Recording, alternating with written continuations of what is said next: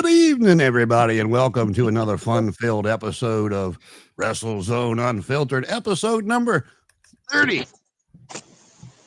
Yeah. We're getting old, dude. It's scary. Everything hurts. Oh, dude, neck bridges got me today. It's like I really should work on my neck bridges, and I start rolling. Like I feel that twinge in my neck. I'm like, I think I'm gonna feel that tomorrow. Yeah, this is gonna. I can't remember the last time I did some good old. I thought I was hearing double, but I had the where I pulled that YouTube video link up to put on the page for you there. It was playing in the background, so I was hearing everything twice because it was playing behind me. So now that I can actually hear and hear my thoughts and think, we are here and of course joined every week by Canada's greatest exports. To hell with Bret Hart. That's the best there is, best there was, the best there ever will be, at least in Canada. Paul, how you doing tonight, sir? Very sore. Always. If you're not sore, you're not training. If you're not training, you're not trying to be a wrestler. Here we go. If you're not Come cheating, on, you're not trying. Hey, that's right. There we go. And we are very, very happy to be joined tonight by get this right, because P.O.R Hardcore Champion. Hey, he did his homework. Daddy Daniels. So we'll start off before I go any further. What does P.O.R stand for? Well, some people would say pack of retards, but the technical definition is prophets of regret. And you're right, you did do your homework. A month ago, back in August, or a little over a month ago now, actually, I cashed in my 24/7 briefcase and defeated Mickey Knuckles for the P.O.R Hardcore Championship. Now, those that know the history of P.O.R, the original fucking Hardcore Championship was a world heavyweight replica with a fucking license plate that said Die Nasty taped to it. And I thought that looked like shit. So I got my own custom belt that says Murder Sport because my shit, right here. Yeah, Murder Sport is taking over the fucking P.O.R compound this year. And fuck what anybody else has to say. So where are we at in your run? How long have you been champion? Let's see. Got it back in August, so we're going on about 2 months. I just defended against JC Extreme. I defended against Vivian Juro back in Philly back in October. It's still October, isn't it? We're not quite out yet. We got another week left to go. So. All right. Well, as if I didn't already have enough brain damage, let's fucking get into this thing, y'all. And I think it was last year, your last defense. I saw you take the tube and do a little spinning clothesline with the light tube going on. Was that the last? Yeah. It's so normally I light my elbow pad on fire and do a discus forearm with my fucking elbow pad on fire. And the only problem I've had recently is for some reason I'll either get a bunk lighter or a bunk like thing of fluid. And it's like only about 50% of the time I get both of those things to work correctly at the same time. So I was supposed to light my elbow pad on fire and then do a spinning elbow through the fucking tubes to hit him with, but the fucking fire didn't go up. But luckily the tubes were still there, so it looked cool. Yeah, if Hogan and the Warrior would have only had a tube at Halloween Havoc '98, we might have got a little something out of it instead of the. You just give up and throw the lighter at the guy's face, bro. I swear to God, I've never had that happen, but you might have just given me a spot. Just like that was the one thing I had one coach that was always like, no, it doesn't matter. Whatever's in the moment, whatever works, just do it. So it's like if you're Hogan sitting there. What are you going to do? Sit there and fumble more? Just throw it at the guy. Go on from there. Well, right. Not to go too far off topic, if you go back to WrestleMania 6, that was a much better match than anybody ever thought it would be. Not that it was a Matt Classic by any stretch, but it was a lot better than anybody thought it was going to be. And then Halloween Havoc rolled around, and it was what everybody thought it was going to be. How do you mess up flash paper? Like I say that as someone who's never done flash paper, but I feel like it's an easy. It goes off quick sometimes, so you'd be surprised for sure. Yeah, I could see that in that moment, but just seeing them, did they not take the safety off the lighter or something? The child-proof lighters that you don't really see. They did. Did they buy one of those crappy dollar store ones that only works quarter of the time? It was like one of those ones with the little, almost a grill lighter with the little black dick sticking out of it, and you kind of flick it like that. You know what I'm saying? The worst ones, dude. Yeah, I'm sitting there. All right, fuck it. Wow. That's all you can do. Say fuck it and move on sometimes. Move on. Well, Jesse, like, so we're glad to have you here. So, hey, Deathmatch Daddy, tell us all about how you got into it and, where people can find you and, what drives you to do the death matches. So, talk about you. This is your spotlight, sir. Well, I appreciate it, man. Thanks for having me. First of all, I love any opportunity to come on and do media stuff and just fucking shoot the shit about wrestling with people. So I started training back in like 2014 when Ground Zero Wrestling School was still a thing here in Richmond, Virginia. And Earl Hebner and sometimes Mickey James would come through here. We had a couple of like bigger names at the time from TNA and WWE that would stop through.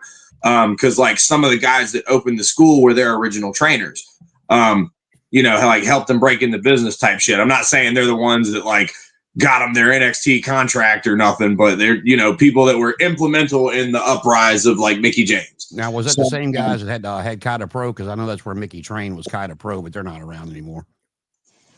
I'm not sure. I'd have to like ask some of them. A lot of them guys, man, a lot of the dudes from GXW ain't in the business no more. Like some of them are. A lot of them like Road Dogg guys like Corey Bush and I think Brandon Scott's still active sometimes, but a lot of them dudes retired. So I got brought in. I used to do music a long time ago. I still do now, actually, but I was a rapper in high school, and this dude found my music online and was like, yo, I need custom entrance music. So I made him like a remix of Disturbed's Indestructible or some shit. I'm thinking like, fucking fight song to come out there too. So he liked it. And then he's like, yo, come to the school with me one night. I need a manager. And I'm like, oh shit, I'm gonna get to do like a guest spot appearance and rap at this show. And then I get there and the dude pitches me. He's like, yeah, so his gimmick is he's a convict that wrestles for work release. Are you comfortable being a parole officer? You think you can put a police uniform on? And I'm like, you want me to be a rapper and a cop at the same time, which is like career suicide. You know what I mean? For like, for somebody who's trying to get street cred at 16 years old. But I started training to wrestle from there. They hustled me into like paying them I think $50, $100 a month or something to train to wrestle. And I was the shits at the time. I couldn't bump without fucking banging my head. So they gave me a mic and let me start announcing. And it was like, okay, you might not be fit for this job right now, but we can put you somewhere else so you can learn until, and even if you don't ever get fit for this thing, you'll still be able to make money here, right? So I paid the dues for a while. I announced for a couple of years, and eventually the company I was working for got shut down. So around that time, I knew some guys with a ring in their backyard, and I figured, like, well, if I have more of a patient environment and I'm not having to keep up with guys that have done this for years and years, and I can kind of just learn it at my own pace, then I might pick up on it better. And that was what happened. I went, to this dude's house and learned how to bump and run the ropes and shit, and picked up on some things that I couldn't properly pick up on while I was in school. So then fast forward to like 2020 during COVID, I spent the year from like 2016 to 2020, just like I would do a spot show here and then I would announce, referee, whatever they needed me to do. But I wasn't like, my heart wasn't in wrestling. I wasn't following it. Then in 2020, when the COVID thing hit, I got an opportunity to go up to Michigan and wrestle at XICW, Extreme Intense Championship Wrestling. And it was on a show with Rhino and the Capital Vices, Malcolm Monroe 2 and 3. Like they were pretty big, like Michigan wrestling. And you're from Canada, right, Paul? Yeah, I'm on Ontario. Okay, so you might actually be familiar with some of these Detroit guys that I went up there to work with. But we had some decent names on that show, and I got put in a battle royal, figured out how shitty I was, and then went back to training every single place that I could. I would do there was schools that would have like a day rate, but I couldn't afford to like pay their whole tuition. So I would just go keep paying the day rate until they told me I couldn't come anymore. I would show up to fucking any indie show I was booked on, get in the ring an hour early with whoever the fuck would give me the time of day. So I just went like that and was wrestling with like half the knowledge I needed to for years and years. Then finally with it, and I got along well enough, you know what I'm saying?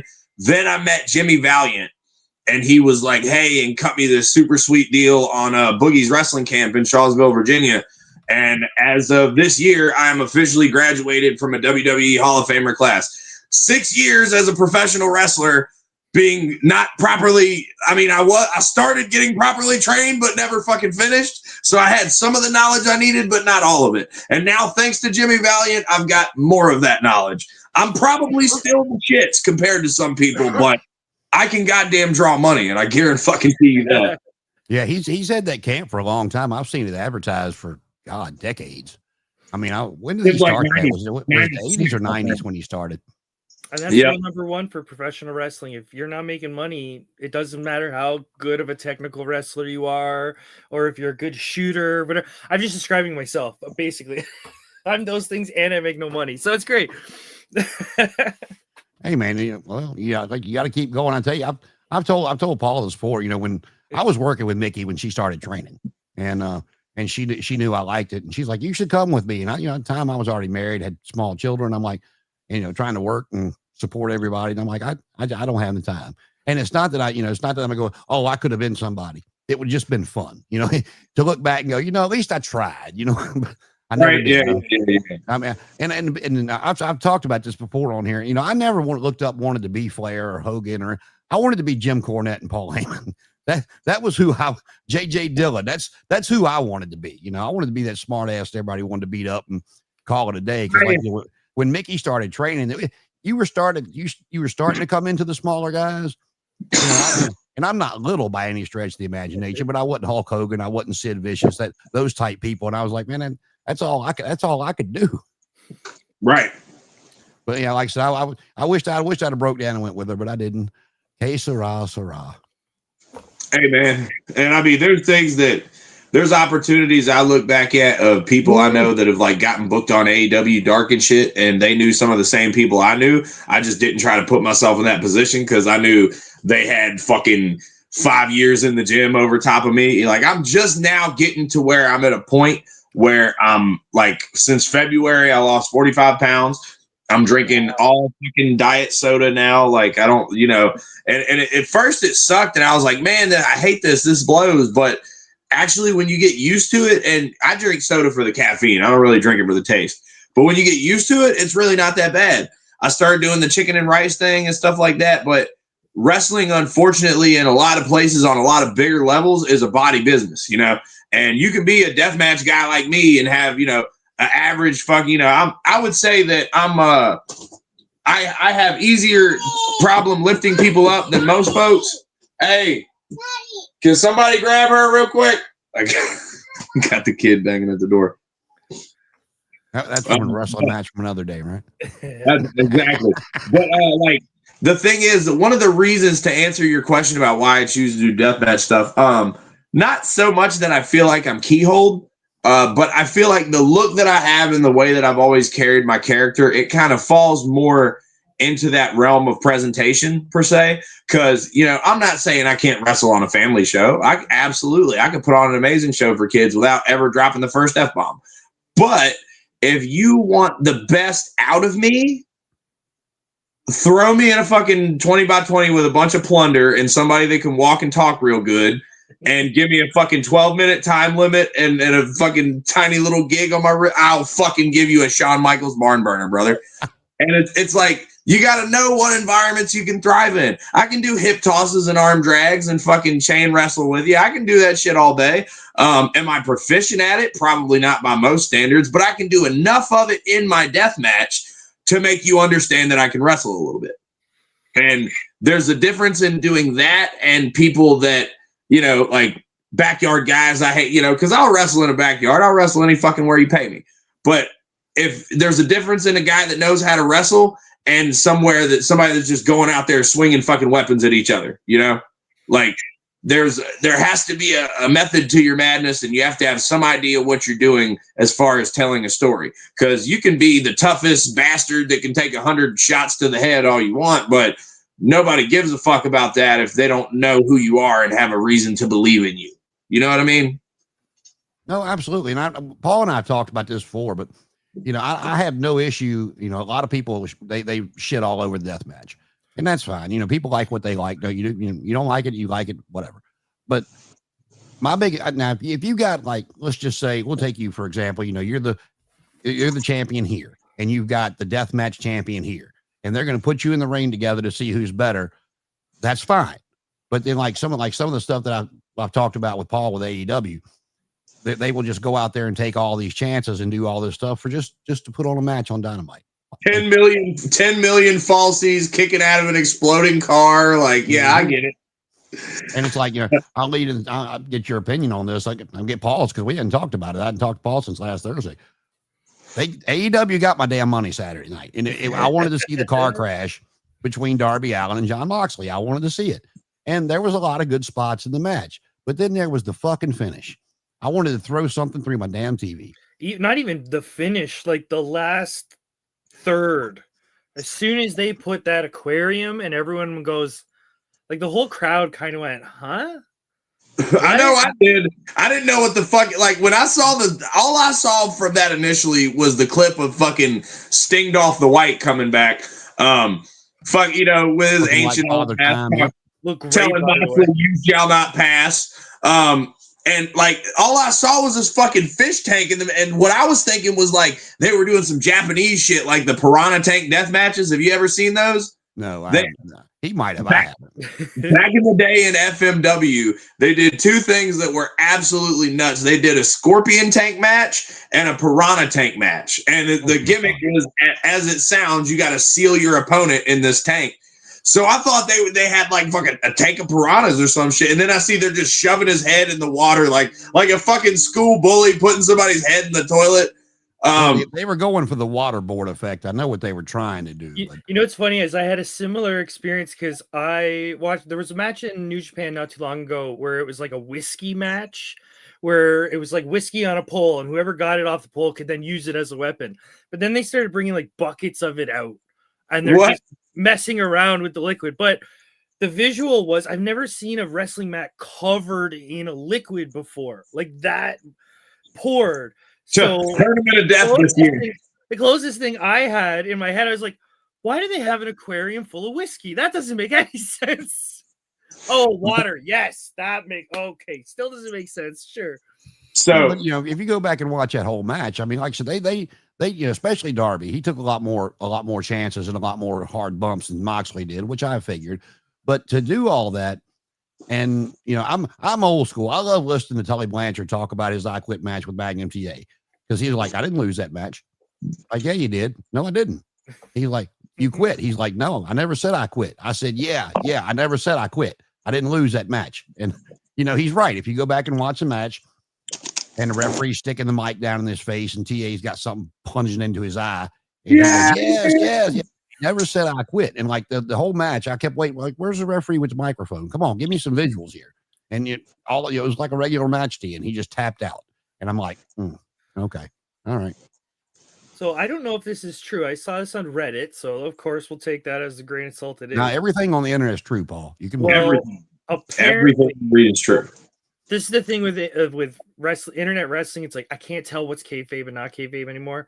But I saw a post that was saying that the regional wrestling commission, that whatever state that the place took place in, their wrestling commission said they couldn't blade, they couldn't gig, they couldn't bleed. Sounds about right. There was no blood except for, I think there was a little from the mouth, and they did a thing with the fingernail. There was no blood. That whole match, Mox and Darby, I Quit, no blood. Like, it's amazing that Mox didn't just explode instantly, but right. I think that's very interesting that those guys were so creative.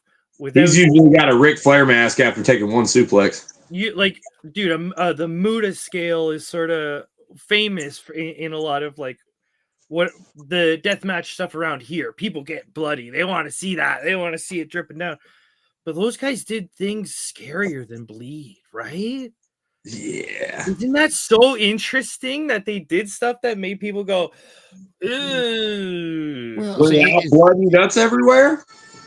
Well, it's like with me, you know, if I see Deathmatch advertised, I don't want to see Flair Steamboat. I don't want to see Hart Michaels. I want to see a death match. I don't want to see it ending in a sharpshooter. you know, Right, or a 3 or 4 right. leg That lock, makes sense. or a roll up or something. Okay, I will agree with the roll up. Okay, so this is where I get with some of the deathmatch stuff. I don't know. I can get your opinion on it. Do you think that sometimes people, I don't want to find the right expression, not to like,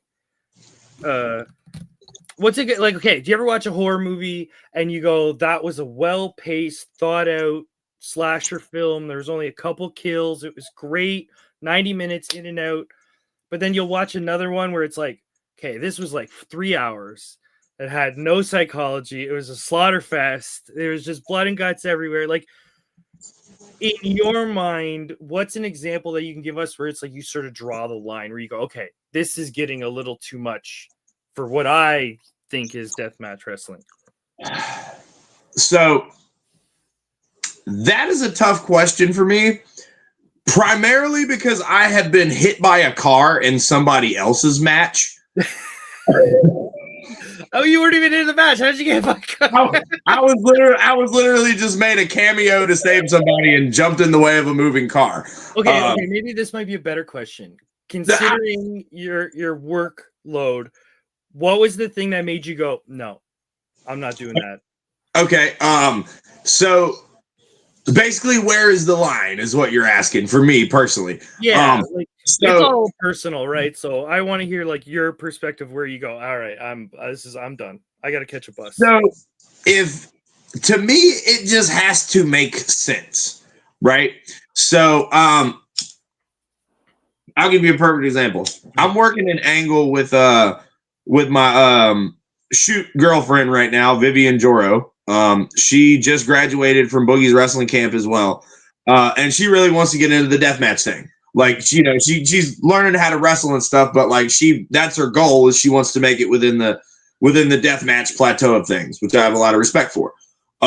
So like we had to make the angle for us wrestling each other make sense, right? It can't just be, why is he wrestling his girlfriend out of nowhere? You know what I mean?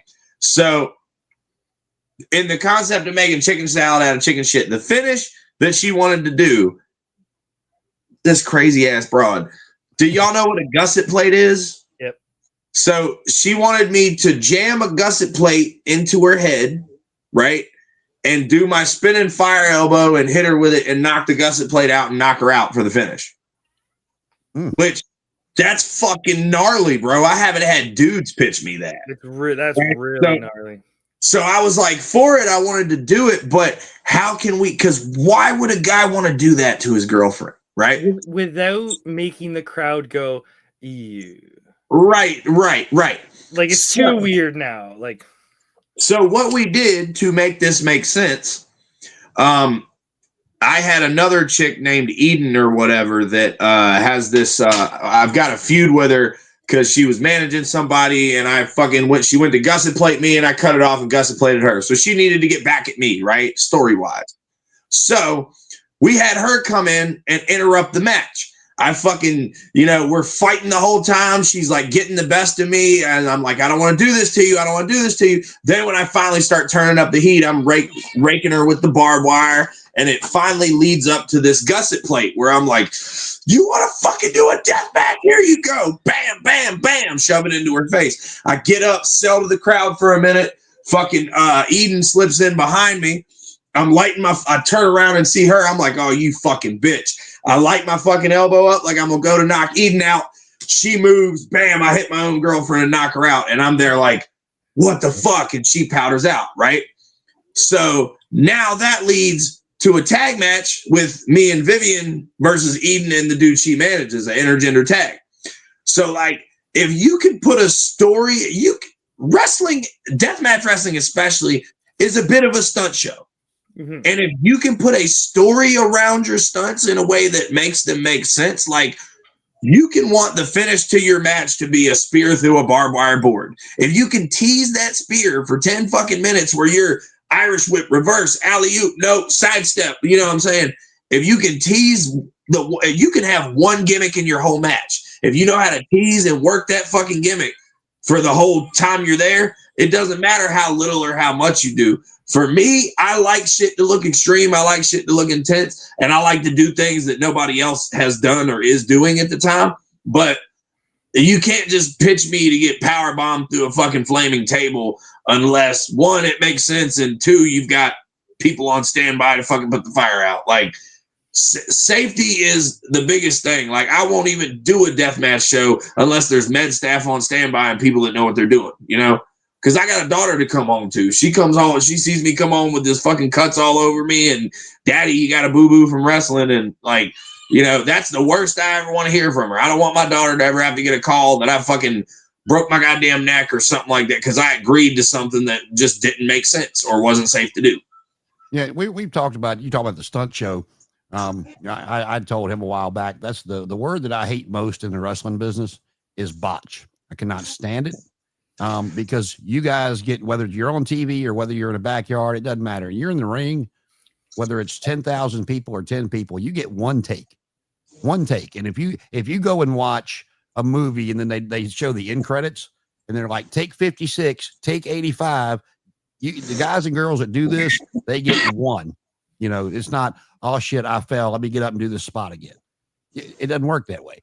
You mean, you can, but you're exposing your whole match if you do. You know what I mean? It's like that's something that gets brought up. Well, I feel like that was brought up to me in my classes where it's like you have to be very careful because if it's just an Irish whip and something happens, so you have to do an Irish whip again, I'm never going to notice one more Irish whip. But if you start doing a whole drop down overhead, oh, bing bang.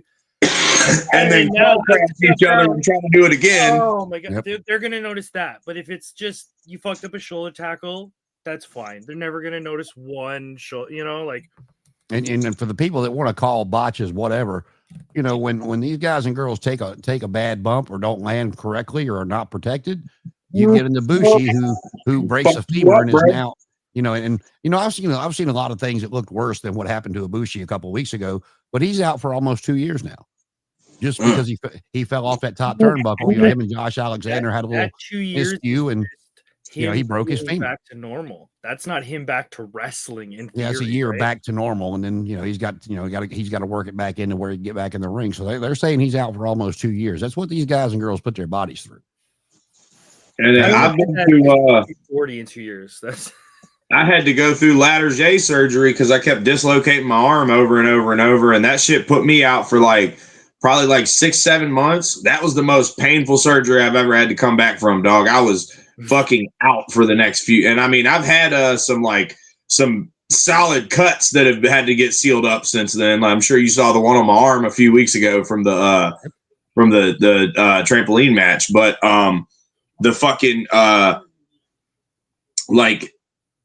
getting your bones sawed off and screwed back together to hold them back in place, plus a giant incision on your arm, that shit'll fuck you up and put you down for a little while. Thankfully, I've never knock on wood, I've never had no serious bone breaks or crazy injuries from wrestling, but it's definitely possible. I've seen people break their nose. I've seen some of the scariest injuries I've ever seen in my life from wrestling alone and deathmatch wrestling. I've seen a dude get lit on fire by Shadow WX and was missing. He had to get a skin graft on his entire back. There's a local fella up here recently. They were having a no ring match, which I don't know how to feel about just yet because it could. I've done them. They're pretty fun. It could go either way. I feel with that. It's like you're getting into. It's like punk rock. There's a certain point where you're getting to the niche shows where you're like, should I be in these pits? But anyway, fair enough. The point is, he did a dive off something. They're up top. They're fighting on top of something, and they fall together. There's nothing on the floor. There's no mats. There's no rings. No nothing. Boom. Concrete bumps. They said he cracked 4 or 5 ribs on each side, and that was it. Ambulance called. He punctured some organs. All these medical things, and it's look, we think you're brave. We think you're tough, but then when we see that, we're like, yeah. So this is my approach to when I get booked for a no ring match. I always get super excited when I hear about that because let me tell you something. You can have an entire fucking no ring match and take absolutely zero bumps the whole time. Hold on, slow down. Okay, hold on. I'm pulling out a notepad here. We gotta learn. We're learning here. So go on. When you go back in the day, right, and you watch, my favorites were Brody and Abby.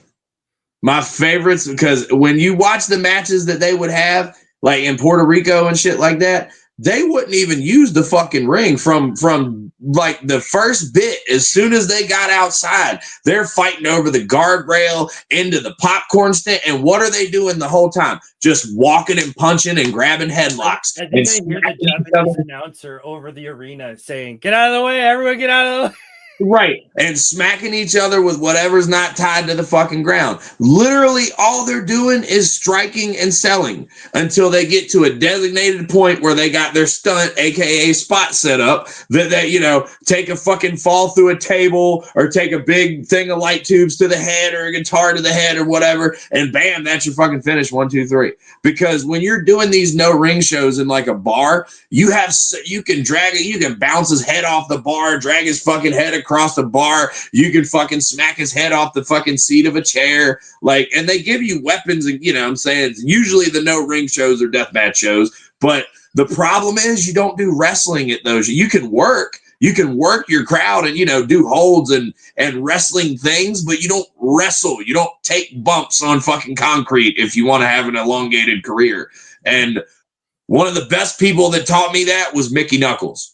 The only time I ever got to work for XPW, Rob Black's XPW, the same ones they made the Dark Side of the Ring about. Yep. I got booked in Chicago at XPW Theater of Brutality, and Mickey was supposed to wrestle The Body, who was actually up there in Canada, where you're from, Ryan Cartwright, The Body. He also fell at Tournament of Death this year. If you saw that on the internet, he fell into a fist about 11 or 12 times. But anyway, The Body pulled off of this show, and I got booked against Mickey Knuckles. I am nervous as shit. Okay, because the last thing that I saw was the video of her and Mike Levy online. I don't know if you've ever seen footage of the Mike Levy incident, but basically back in the day, a long time ago, Mickey got booked against Mike Levy, who was super green, didn't know how to work death matches, was not selling her shit, was like hitting her in all the wrong places. So she beat the fuck out of him. And then after the match, Ian Rotten, Madman Pondo, and like 9 other people came out there and curb stomped him and beat the fuck out of him. Like, it was a really graphic incident of liberties being taken on a guy for not knowing what he was doing. But Mickey was not in the wrong of that. She was defending herself in the ring and did what you're supposed to do. All those other motherfuckers that came out afterwards were the overkill. But that was the image that I had in my mind of Mickey Knuckles before this match. So I'm thinking, if I stiff this broad one time, she's going to beat the fuck out of me. And she said exactly, we didn't call a goddamn that we had a finish figured out that the promoter told us. And other than that, she said, if I go to give you something and you don't want to take it, just cut me off and give it to me. Word. Okay. And that literally our whole fucking match was walk and talk, bro. If you watch that back, XPW Theater of Brutality, me versus Mickey in Chicago, we are walking and talking the whole time. You can't even tell that we're talking, honestly. We didn't have to say much. It was just a lot of good give and take until we got to our fucking go home. And it was one of the easiest nights in the office I've ever had. And I love working people like that. I love when I can work somebody newer than me that's never had a match like that before. And I'm like, relax, kid, I got you. And at the end of it, they're like, holy fuck, dude, we didn't do anything. I'm like, I know, it's great, right? Let's go get our money and go to the bar. It's like, I heard an interview with Jake Roberts a while back. Like, God, it's been probably 10 years now. But somebody, they were talking about people that didn't sell. And he said, if you don't sell it the first time, you're going to sell it the second time.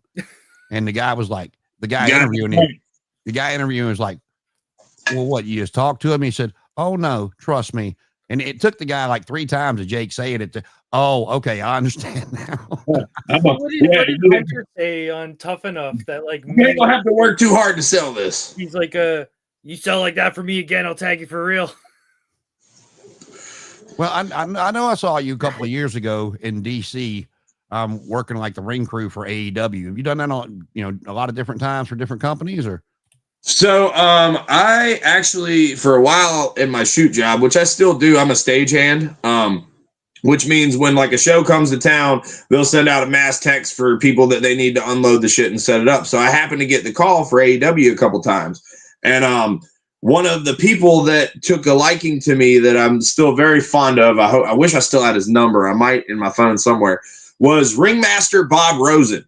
And Bob Rosen was the guy that originally patented the TNA six-sided ring. He was the dude that created that. So he has a very specific criteria for how his rings are built and put together and how the ropes are tightened. And he would brag to me about how fucking Big Show came out and took a bump in his ring and was like, man, if WWE had that, I would have fucking wrestled 10 years longer. And just, and from a guy that's bumped in a shitload of different rings, like, it really matters having the right surface to fall on. That's not, having some shit that's been stuck in somebody's backyard and the boards are all warped from the weather and absorbing water and shit. Rained on, the mats are all like thick. You feel that motherfucker when your body hits it, man. Yeah, I've actually heard Tully and Arn talk about that when they left the NWA to go to WWE. How much harder the rings were in the WWF than they were in the NWA. Is like, Arn's famously say, he goes, man, the first time I took a bump in that WWF ring, I thought I was going to die. He goes, I wasn't ready for that. Yeah, that I feel like there was an era for WWF where it was notorious for this ring being hard as hell. Yeah, like I said, Arn was funny about it. He's like, yeah, he goes, we had our shit down in the NWA. We had good cushy stuff to fall on. He goes, I got to New York, and he goes, I thought I was being beat to death in the back every time I fell. Oh, I ran into like the biggest irony. I don't know if it's an irony in wrestling where I go to this place. It's a flea market show. We're going to get in a battle royal. The ring is so nice. Okay. So I start warm up, do a couple bumps. Hell, this is a dream, Matt. Like, I'll do whatever you guys want. I'll take whatever bumps on this you want. No, it's a battle royal. No bumps. Damn it. Like, I know that's the rule they teach you in battle royals. You don't bump, especially in the middle. It's just unless you're like the final four and it's like a fucking big deal thing. Then I've even seen some people say as soon as there's a fifth person in the ring, throw someone out. There's always going to be 4 or 5, maximum 5. But it's like, dude, you guys have the nicest ring, and I'll bump for any reason on this. Like, you can finger poke me, I'll go down. Sure. Nope, not needed. And then the reason I was asking about the AEW and the ring stuff was, did you ever get a chance to work a dark match on one of those yet, or to be talking about it, or? This is so I can answer this question, and then I'll probably have to put a bookmark in it for tonight. But to answer that question, like I was telling you, I've known some guys that had way less wrestling experience than me, but were just in better shape, that got booked on dark, and some of them made asses of themselves, which is funny to watch. But it's really, they have a certain look that they look for, and I've never tried. I've never sent the email. I've never sent my resume or none of that shit in. I've never tried. You know what I'm saying?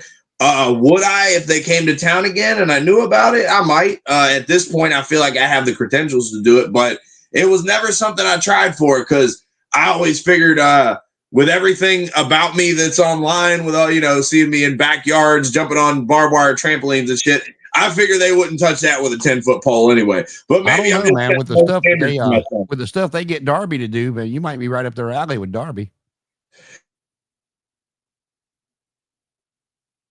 Moxley, I don't care what people say about him. Like these people that are making this AEW money, no matter how you feel about their wrestling or anything, they are making vastly more money than any of us motherfuckers on the end. Absolutely. And I will give AEW this. I don't care what death match or hardcore match I watch from here on out for the rest of my life. Somebody's going to have to do a very tall tale to have better timing than Nick Gage and Chris Jericho with that pizza cutter and that Domino's pizza commercial. That is the greatest timing of wrestling TV in the history of wrestling TV. Favorite fucking things that's ever happened. The fact I'll tell you this before I wrap it up. A couple months ago, I had the opportunity of meeting and kicking it with Nick Gage a couple times.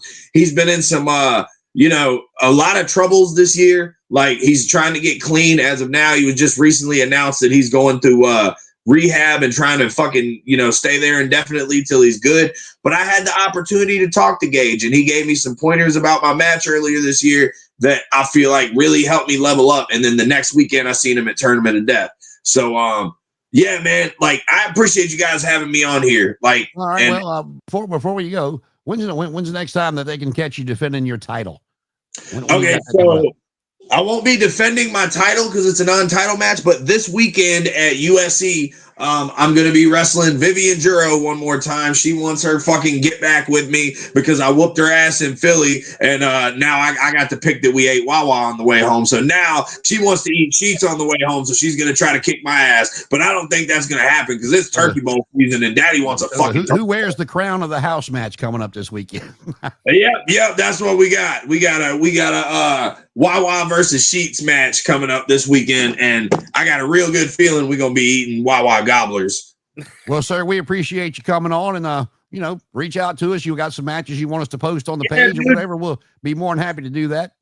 Hey, look, I'm down to come back on here like next week or something. Like, I'll update you guys again because I'm getting ready to wrestle Necro Butcher on November 8th in Houston, Texas. So that's like the big match I got coming up, and everything I'm doing is leading toward that. I'm happy to hop on here again with you guys next week, and maybe we can go a little longer. I kind of, I got to go in here and get my kid to bed and get her settled down. I have the important stuff, the shoot life.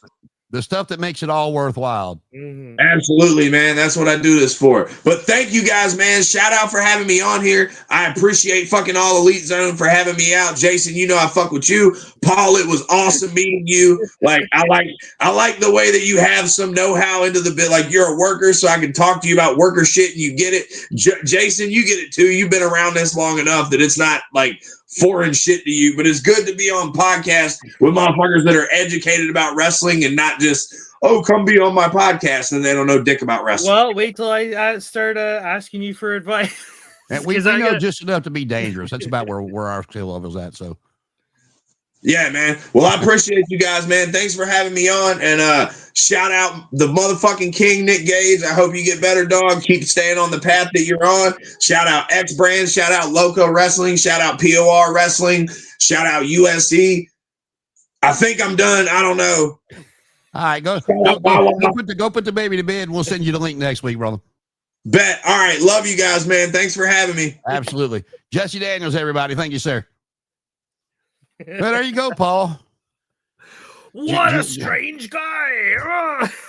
He is. He's a good dude, man. He's a good dude. He's charming. So what'd you pick up? I saw you said you were getting out the notepad. What'd you pick up from all that? Oh, no, I was just joking about picking up the notepad there.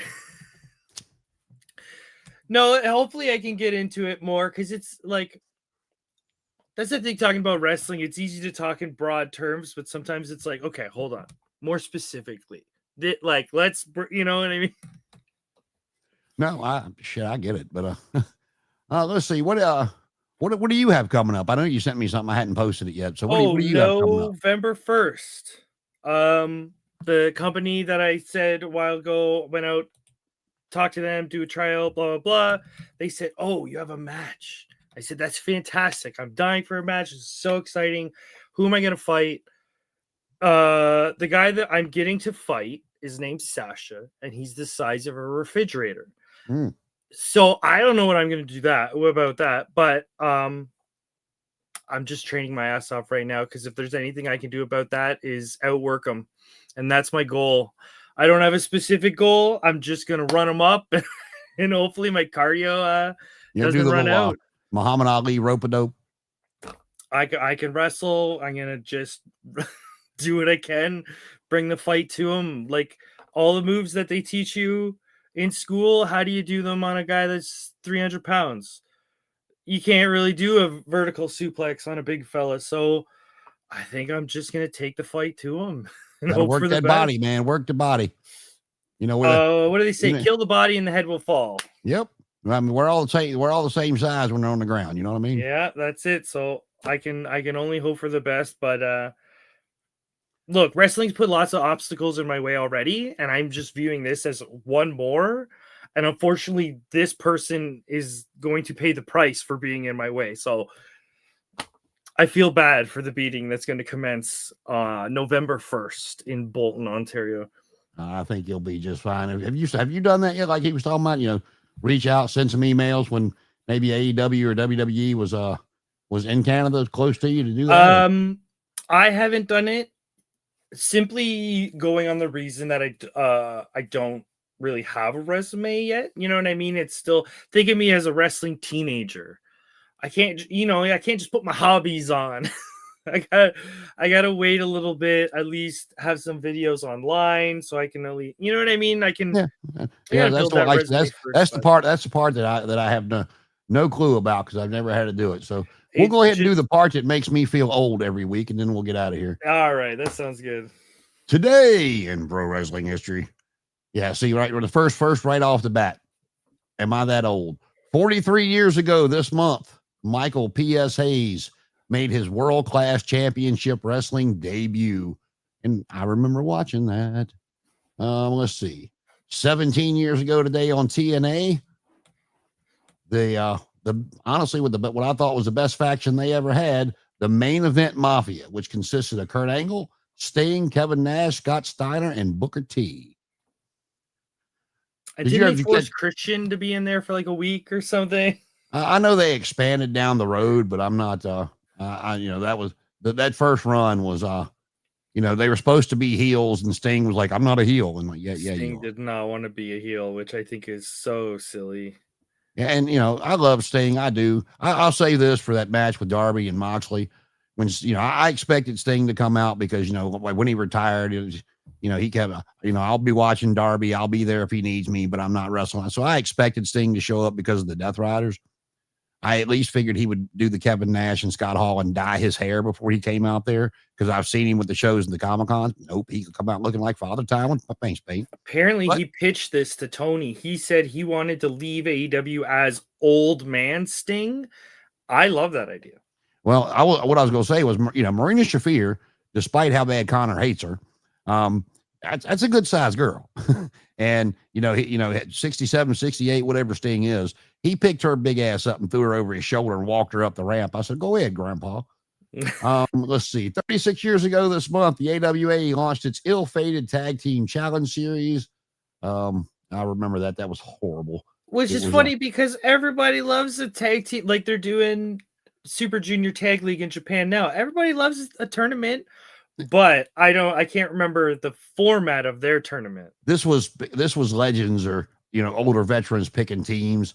It was Sergeant Slaughter's Sergeant Snipers, Baron Von Ratsky's Blitzers, and Larry Zbyszko's Legends. Let me see. I remember this. It was a weird format, and no one had any idea of what it was, and they gave up on it in like a month. Jake the Milkman Milliman and Tom Stone were on Larry's team, and the unlikely hero of Jake the Milkman Milliman pinned Colonel De Beers to win the series. Very, very unmemorable. Over beers. Carmella is 38 today. Happy birthday, Carmella. I saw this earlier, and I can't believe it's been this long. But 25 years ago today is when Yokozuna passed away. Wow. I could not believe it. I don't like that. I don't like okay, I remember when he passed. So saying that makes me upset. Well, no, I'm like you. I remember when he passed. When I saw it was 25 years, I said, "Holy shit!" That's what I like. It's like every so often, yeah. You're just like, wait, no, time. Oh my god. Now, see this next one. It feels right. 30 years ago today, Alundra Blaze, Medusa Michelli, whatever you want to call her, she won the WWF Women's title from Bertha Faye in Brandon, Manitoba, Canada. But that feels right. That's the old that's an older name. Yeah. Medusa Michelli. I mean, like I said, for those of you that never saw Medusa and Sherry Martell's AWA matches, if you really want to see the women go at it back in the day, watch those two because they beat the ever-loving shit out of one another. 31 years ago today, WCW presented Halloween Havoc, and Hulk Hogan defended the title against Ric Flair in a steel cage where both men's careers were on the line, with Mr. T serving as a special guest for him. And they had told Flair that when he, I remember this because Flair talked about it. He's like, yeah, I knew I was going to lose. I was going to take 6, 8, maybe a whole year off before coming back. And he goes, they had nobody for Hogan to wrestle. So a month later, I was already back. He's like, yeah, he goes, and just again, how bad the company had been ran. Lyra Valkyria turns 29 today. Oh my God. Have you ever, I don't know, we were talking about hardcore and death matches earlier. I don't know if you've ever seen this, but 42 years ago today was the last Battle of Atlanta that took place in the Omni between Tommy Rich and Buzz Sawyer. That was a bloody mess. I don't know if you've ever seen that or not. It's like, what's funny now that you say that? I don't think I'm well familiar with the American end of deathmatch wrestling because, like, I'm more familiar with the you'd stay up late at night and they'd have all these Japanese deathmatch stuff like on the Fight Network. I'm more familiar with that. So when you bring up some of the kind of more gruesome American stuff, I'm like, I know Buzz Sawyer, I know these names. I'm like, well, you go back like that. This was, they feuded for almost 2 years, and this was the culmination of that feud, and actually the inspiration for Hell in a Cell. If you look at the cage, Ooh. And but this is how stories were told back then. Like I said, almost 2 years, and then when Ole Anderson turned babyface, to go against whoever it was, and he went babyface on. For over almost 2 years, he stayed a babyface, and he was getting jumped by the Assassins all the time. And then they also jumped Dusty. But Dusty kept saying he didn't trust Ole and would never team with him. And he finally he finally broke down and teamed with Ole. And then something happened in the first match. But on the second match, it was in a cage. And as soon as Ole got the tag, him and the Assassins just whooped the ever-loving shit out of Dusty Rhodes. And Ole come out there talking about, how Gene wouldn't talk to him because of the people he was hanging around with. And, how he just had to keep his mouth shut and grin and bear it to be around some of those people, naming off some of the baby faces because Rhodes, I told you I was going to get you. And, so, that's some of the stuff you don't see no more. Mm-hmm. 20 years ago at Bound for Glory, Rhino won a 10-man gauntlet and went on to face Jeff Jarrett for the NWA World Title. In under 6 minutes, Rhino pinned Jarrett to become the champ. His reign was brief as he lose the title back to Jarrett just 2 days later at a TV taping. Sounds like when Harley Race lost the belt to Tommy Rich. Tommy Rich held it for 5 days and lost it back to Harley Race. And TNA was very like pay-per-view. Instead of the TV shows booked towards the pay-per-views, they did pay-per-views that booked towards the weekly shows. And then last but not least, and like I said, this, it doesn't feel like that long, but it feels like a good amount of time ago. 37 years ago today, the AWA champion Jerry the King Lawler defeated the world-class world heavyweight champion Kerry Von Erich in a steel cage match to win both titles. This isn't the one where the ref goes, Jerry Lawler's in the claw, and they're like, oh. No, this is the one after that. Okay, because that's all I remember is the crowd. Yeah, I'm sorry. He had unified the titles already, and he was defending the AWA title against Kerry in a steel cage match, but he beat him. He beat him when he escaped. But 12 days later, he lost it back to Kerry Von Erich. So there you go. That's today in pro wrestling history. And like I said, and I've been made to feel old yet again. Oh, it hurts sometimes. So have you talked to any of your classmates or fellow Canadians there, mate, to get us some surprise guests down the future? I haven't officially reached out, but I have put out some feelers in the last couple weeks, so I can definitely reach out officially and see what people would like to hop on, because I think I could get a couple local guys on. Yeah, and just let him know. I mean, I told Jesse too. I'll remind him. Some of those people he was talking about that he's tight with. Hell, even his girlfriend. I mean, get from a deathmatch female's perspective. Get on here and introduce some of you indie fellows to the rest of the world, and maybe in 5-10 years we can look back and go, hey, we introduced them. Hey, say hi to me. And let's be real. It's extremely hard to get to WWE or AEW, and meeting independent talent in this part of their journey is very important to the talent. Simply buying a t-shirt, simply buying a button, whatever they might have at a show, that $5 you gave them, depending on where they are in their journey, that could be the biggest thing you could ever do for that wrestler. So, well, to me, and I mean, you know, you might not agree, but I think for people in like your shoes and Jesse's shoes, people on the indie circuit, I think that, you know, to get your name known, TNA and AEW are going to be the way to go. I wouldn't even worry about WWE anymore, unless you want to work the ring crew and, you know, if they're in your area to maybe make some contacts, but they're going the way of college sports. They're bringing all the NIL athletes and stuff into the performance center. And they don't seem to be looking at the indie circuits anymore like they used to. From what I can tell, from knowing the people around me, is they still do tryouts. Everybody goes down. They, do your bumps, do your rolls, blah, blah, blah, blah. But yes, they don't want wrestlers anymore, and they don't want people that are over 30. That's two things that describe me to T. Well, but saying that, from what I hear, there's lots of work for security guards, if you know what I mean. Oh, absolutely. So we're filming a bit. We need someone in the back. We need someone was on Raw recently, a local person, and they were a lawyer. Someone was doing a bit where we have to sign a paper, and they had an indie person as the lawyer because they needed someone they can trust. Yeah, I forgot what they showed. They showed a clip of LA Knight doing something like that way back in the day, and Sheamus was security. Yep. I remember that. The guy that left, was released from NXT. He is Wayne Bloom's son, Vaughn something was what he was going by. Big kid, but I noticed him a few months back as part of AEW security, so I guess he's still training there. He was on NXT's TV for a while. Trying to think. But there's a bit of an irony in that because from what I can tell, they're not going to pick people that really stand out. If you have to be a security guard in the background, they're not picking Sheamus. Like they picked early Sheamus when he had a full head of hair, but they're not picking you if you have the mohawk and they're like, no, you stand out too much.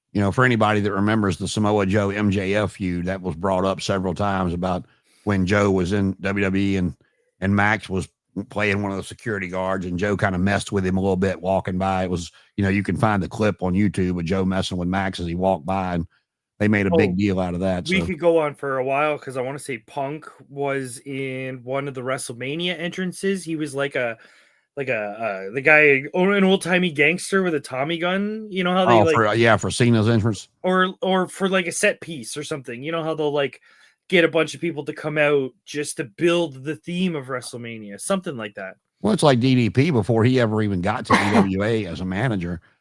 Somehow, some way, somebody knew him, and I forgot which WrestleMania it was, but he actually owned a pink Cadillac, and he drove out Rhythm and Blues. Yeah, and that was his. He said they called and wanted to know if they could rent the car, and they told him what they wanted to do with it. And he said, "Oh yeah, he goes, you don't have to pay me to rent the car, just let me drive it." He goes, "You let me drive it, and you can use it."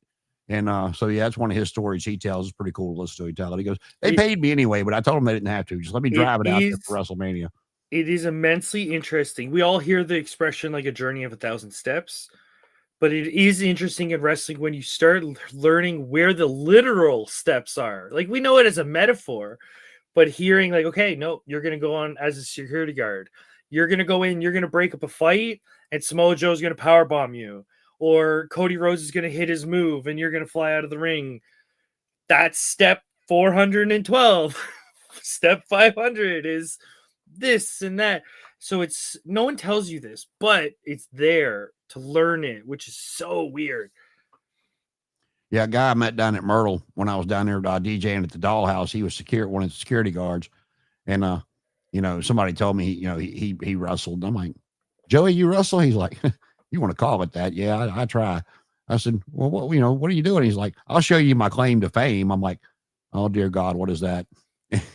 And it took me a second to recognize him because when I met him, he'd shaved his head, but he had hair then, but he got him like that, like you were talking about. He got on as security. They used him as security one night on Nitro, and he got knocked out of the ring by Sting and Macho.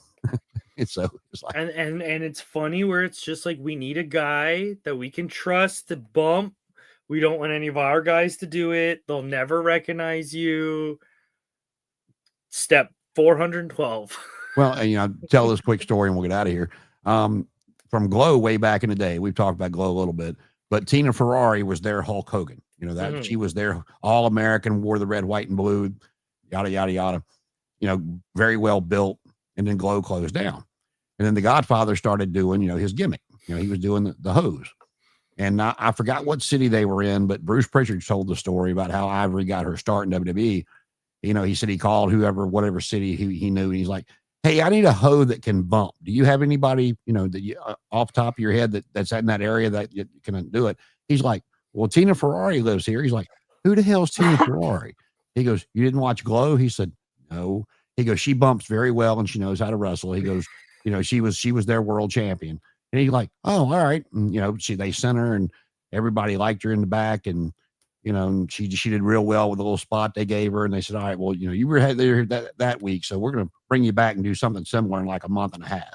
And, everybody liked her. And so the Ivory character was born. That's how Ivory got her start in WWE, to be a bumping hoe. Sometimes it's the littlest things that get you in the door. But that's also a good story to emphasize. If you show up and you're nice, you shake hands, everybody likes you, you're positive, they're going to want to keep you around. Well, yeah. I mean, like the old saying goes, sometimes you don't have to be good. You just have to be there. And you also have to be good to other people. Like if you're chatty, if you're comfortable, if you're encouraging to other people, they're going to want that than some random asshole in the back who's just absolutely shooting everyone down. So as before we get out of here, we've been talking, trying to, if you saw the post, we're trying to change things up a little bit and go from just covering half the shit that we don't watch anyway anymore, because it's just not that great. But and trying to watch clips to come on here and be able to talk about it. Get some indie competitors on here, male, female, midgets, or little people. Excuse me, don't want to offend nobody. Minis, depending on where they are. I don't know what the terms are. So if you're out there listening and you want to shoot us an email or a text or a Facebook message, whatever, you can send either one of us one. And we're going. Paul's going to put some games and stuff together. What are you looking to put together there, sir? Honestly, I like interactive stuff. Anything that we can bounce off each other. I want to think of a good example off my head, but it's like, I'll cook up some stuff, but it's going to be stuff that we can play against each other. Somehow we can screw each other over. Those kind of games we can. Maybe we'll do something simple one night, and if we can like get Connor and Danny and Meaty or somebody to come on, do some like wrestling trivia, family feuds, super easy to like slap that. Down some trivia, yeah. But all right, well, you got anything else before we get out of here? No, I think that's all. That's it. And we'd like to thank Jesse Deathmatch Daddy Daniels for coming on tonight. And Thanks, check him out. He'll tell you where he's at. There's all kinds of clips of Jesse out there online, and I will give him this. He takes some pretty extreme stuff, and I saw the clip that I saw. His elbow pad wasn't on fire, but yeah, he clotheslined the shit out of somebody with a light tube. So, and that's a much better finish than beating the shit out of somebody than just having them tap out to a scorpion deathlock. Just my opinion, but hey, all good. For Paul, I'm Jason. We'll see you next Thursday on WrestleZone Unfiltered. Welcome